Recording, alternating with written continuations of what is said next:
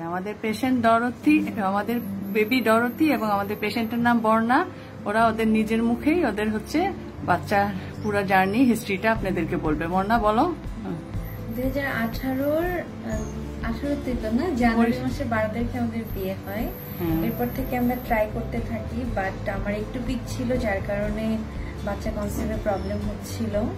এরপরে ম্যাডামের কাছে আমরা আসি, দেন ম্যাডামের মেডিসিন, ট্রিটমেন্ট, যাবতীয় সবকিছু ফলো করা হয়।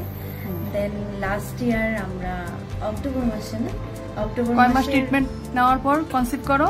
মোটামুটি 1-1.5 বছর ট্রিটমেন্টের পরে গত বছর অক্টোবর মাসে আর কি আমরা জানতে পারি যে মানে আমি কনসিভ করেছি আর কি।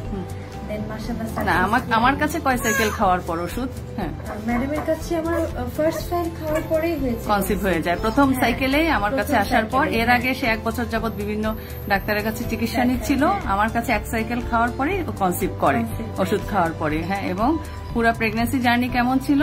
হ্যাঁ, মাশাআল্লাহ অনেক স্মুথ ছিল আর কি। ম্যাডামের কাছে সব রকমের প্রবলেম যে কোনো টাইমে ফোন দিয়েছি, ম্যাডামকে পেয়েছি তখন, যেটা দেখা যায় অন্য বড় বড় কোনো ডাক্তারের কাছেও হয় না।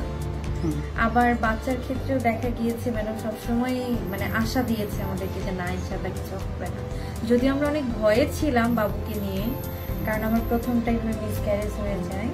তো মাশাআল্লাহ সাকসেসফুলি আর কি এই বছরের মে মাসের 16 তারিখে মানে আমাদের বেবি হলো, এবং মাশাআল্লাহ একটা সুস্থ বেবি হলো। সব দিক থেকে সুস্থ। যখনই ওর ডাক্তারের কাছে আমরা যাই তখনই বলি আপনার বেবি তো ভালো আছে, হ্যাঁ কোনো ইনশাআল্লাহ, সমস্যা নেই, মাশাআল্লাহ। আচ্ছা, তোমাকে অসংখ্য ধন্যবাদ।